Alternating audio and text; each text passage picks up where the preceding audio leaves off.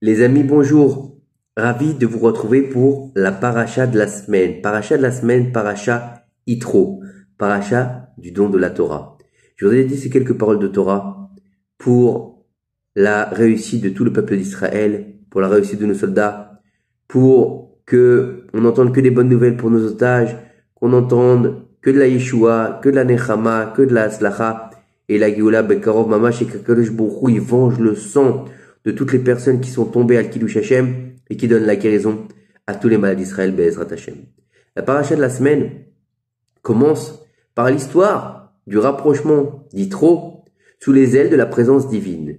Ensuite, la Torah, elle va relater la réaction d'Yitro voyant Moshe s'asseoir et juger seul tout le peuple du matin au soir. Faut savoir que ce personnage, Yitro, c'est pas n'importe qui. C'est pas juste le beau-père de Moshe, et donc alors il a le droit de dire quelque chose à Moshe.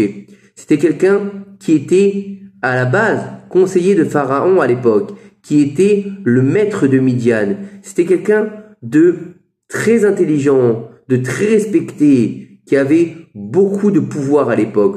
Donc c'est pas n'importe qui Yitro. Il vient pas dire à Moshe Rabbeinu parce qu'il a décidé. C'est quelqu'un quand même qui a une certaine connaissance du terrain. Et il lui dit, mais Moshe, pourquoi sièges-tu seul et tout le peuple attend-il comme ça autour de toi du matin au soir? La manière que tu emploies n'est pas la bonne. Tu succomberas certainement toi-même et ce peuple qui t'entoure car la tâche est trop lourde pour toi. Tu ne peux pas l'accomplir seul. Voilà ce que Yitro il a dit à son gendre. Aujourd'hui, si quelqu'un va dire ça à son gendre, et la réponse qu'il va lui dire c'est « De quoi tu te mêles? Laisse-moi faire ce que j'ai à faire, vieux crouton. » Chas v'shalom, c'est pas comme ça qu'il faut réagir par rapport à la Torah. Yitro, il suggère à quoi à Moshe? De choisir des hommes qui l'aideraient à juger le peuple et ainsi le déchargerait de cette lourde besogne, comme il est écrit. Choisis des hommes éminents, craignant Hachem, aimant la vérité, qui détestent l'appât du gain, et place-les à leur poste. Ils te soulageront ainsi en partageant ton fardeau. Si tu adoptes cette conduite, Hachem te donnera ses ordres et tu pourras suffire à l'œuvre de son côté, et tout le peuple se rendra tranquillement où il doit se rendre. Pshhh. Quel conseil éclairé Yitro a donné à Moshe Rabbeinu. Et pourtant, on sait bien qu'Yitro n'était pas l'un des plus grands dirigeants de la Sainte Torah de cette génération, ni un célèbre directeur de Yeshiva. Yitro, à la base, c'était un idolâtre. Et c'était pas seulement un idolâtre, c'était un prêtre pour le culte idolâtre. Il n'existait pas une seule Avodah Zara dans le monde que Yitro n'ait servi. Imaginez, c'est un peu comme si c'était le pape à l'époque, Yitro. Et à ce moment-là, en venant vers Moshe Rabbeinu, il commençait seulement à se repentir et se rapprocher d'Akadosh Baruch Hu. Et imaginez, c'est un Baal Tshuva. C'est comme si quelqu'un qui vient de faire Teshuvah, qui commence à savoir comment on fait Shabbat, il va voir le Gdol Hador et lui dit Vodarav, j'ai un conseil à vous donner. Mais qui tu es pour me donner un conseil?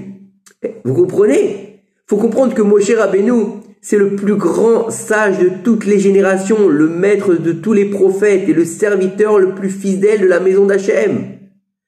Malgré cet écart entre le rang spirituel de Moshe et celui d'Yitro, qu'est-ce qu'il a fait Moshe? Il n'a pas sous-estimé les paroles de son beau-père, mais il les a prises très au sérieux et est allé s'entretenir avec la présence divine à ce sujet.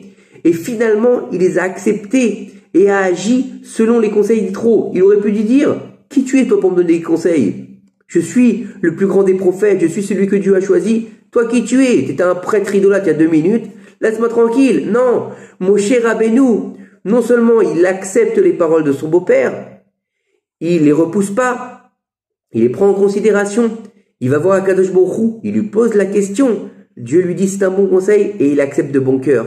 C'est énorme ce qu'il a fait Moshe Rabbeinu. Qu'est-ce qu'on peut apprendre de tout ça? Qu'est-ce qu'on peut comprendre? En fait, ça atteste et ça valide la merveilleuse vertu que Moshe possédait. Il n'avait aucun mépris pour qui que ce soit dans le monde, et quel que soit le niveau de sagesse de son interlocuteur. Il tendait toujours une oreille attentive à chaque personne. Il était ouvert à recevoir de bons conseils de chacun dans le monde. Suivant l'adage de nos sages, comme il est écrit dans Pirkei Avot, qui est le sage celui qui apprend de tout homme. Mizah Chacham Alomen Mikol Adam. C'est celui qui est capable d'apprendre du grand comme du petit. Selon ce qui précède, on comprendra aussi ce que nous avons déjà lu dans la paracha de Shemot, lorsque Moshe Rabbeinu s'est préparé à aller de Midian en Égypte, afin de délivrer le peuple d'Israël de la servitude de l'Égypte. Moshe, avant de partir, est venu chez Yitro et lui a demandé la permission de partir vers son nouveau chemin. Vous imaginez, Dieu va lui dire, Moshe, c'est l'heure, à la baba, tu t'en vas, tu vas libérer le peuple, tu deviens le libérateur, tu deviens le Mashiach. Et qu'est-ce que fait Moshe? Dit, ok, c'est gentil, Akadosh Baruch Hu, je vais aller voir Yitro d'abord et je vais demander la permission de partir. Tu es choisi en tant que Mashiach pour libérer le peuple d'Israël et tu vas voir ton beau-père pour lui demander la permission. Ça s'appelle du savoir-vivre. Non seulement Yitro lui a donné la permission, mais en plus il l'a béni quand il est écrit « Va en paix ». Et de là, nos sages ont appris que tout celui qui se sépare de son ami ne doit pas lui dire d'aller vers la paix, mais d'aller en paix. Comme Yitro qui l'a dit à Moshe et qui a réussi sa mission.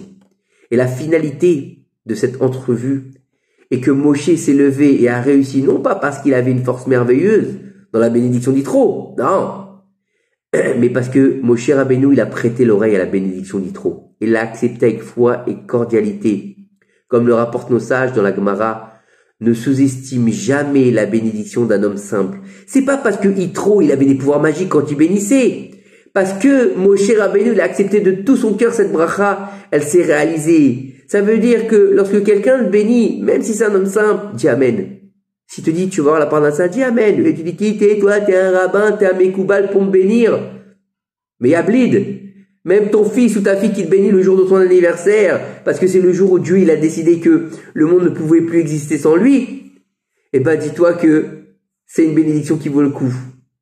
Et donc, de cet enseignement, on peut comprendre, et on doit apprendre à quel point il faut faire attention à ne pas dénigrer qui que ce soit dans le monde et à ne sous-estimer aucune créature d'Hachem. Il est dans notre devoir de respecter chaque personne et d'écouter attentivement les conseils de quiconque pour apprendre quelque chose de sage de sa part. Et quand l'homme se comportera de cette façon, il pourra monter les marches saintes et Hachem le fera réussir dans toutes ses actions. Dans les livres des profondeurs de la Torah, il est rapporté là-bas que chaque année, aux dates voulues par Hachem, même celles de Hanouka et Purim, qui sont pourtant des dates instituées par nos rabbanim, le monde est illuminé par la même lumière dont il a été illuminé pour la première fois à cette date. Ça veut dire quoi?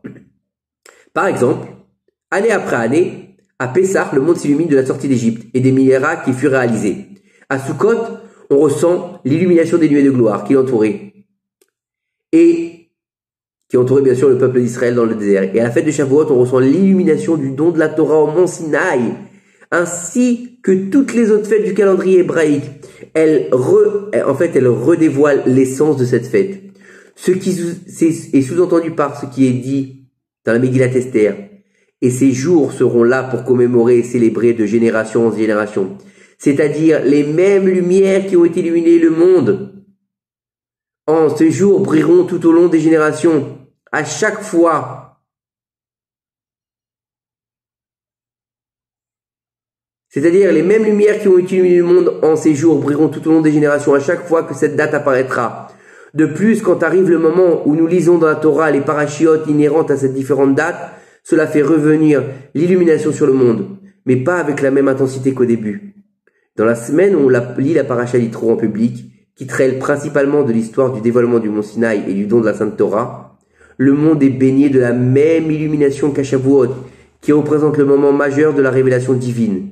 Par conséquent, chaque personne devra se sanctifier cette semaine de la même sanctification qu'a ressenti le peuple d'Israël dans les jours précédant le don de la Torah, de sorte qu'en lisant la paracha le jour du Saint Shabbat, elle recevra une formidable illumination propre à ce moment-là. De plus, nous avons comme tradition de nos saints maîtres que lorsqu'arrive le Shabbat de la paracha d'Yitro, l'homme, alors quand on parle de l'homme, c'est l'homme et la femme bien sûr, peut attirer vers lui un pouvoir énorme pour soumettre son mauvais penchant pendant toute l'année qui va suivre jusqu'à paracha d'Yitro de l'année prochaine. Imaginez la force de cette paracha, l'essence, la lumière du don de la Torah va se dévoiler encore une fois sur le monde. Dans Midrash Shirachirim, Midrash Rabbah, il est rapporté qu'au moment du montant de Torah, le mauvais penchant du déraciné du cœur du peuple d'Israël. D'après la Gemara, lorsque la Torah a été donnée, le peuple d'Israël a été débarrassé de la semence impure dont le serpent, au moment de la faute originelle, avait souillé Chava. Et donc, puisque le Shabbat de la Parashat Yitro illumine le monde grâce au souvenir du don de la Torah, comme expliqué ci-dessus, il possède, comme au moment du don de la Torah, la capacité de maîtriser le mauvais penchant et de nous débarrasser de quoi? De nous débarrasser de la semence impure du serpent, encore une fois. Mais tout dépend de nous. Tout dépend comment on va accepter. Tout dépend comment on va le travailler. Tout dépend comment on va recevoir cette illumination, encore une fois. Quand on va aller écouter les 10 commandements, quand on va aller écouter la paracha de trop, est-ce qu'on va écouter ça comme une paracha? Bon, encore une paracha et puis voilà. Ou bien on va se tenir solennellement devant Akadosh Baruch Hu en acceptant encore une fois les 10 commandements à notre époque, en 5784 de l'ère vulgaire, en disant jour de la paracha Yitro, aujourd'hui moi-même, un tel fils d'un tel, une telle fils d'un tel, je reçois le joug de la Torah sur moi et accepte les 10 paroles qu'Akadosh Baruch Hu a données au mont Sinaï au peuple d'Israël. Et par là, on est capable de transcender notre être et de devenir encore une fois un prophète d'Israël pour enfin recevoir la Géoula Shlema Bimra Bemou. Amen. Partagez, diffusez, faites connaître cette vidéo au plus grand nombre et qu'Akadosh Baruch Hu vous bénisse et bénisse le peuple d'Israël. À très bientôt. Shabbat Shalom Umevorach.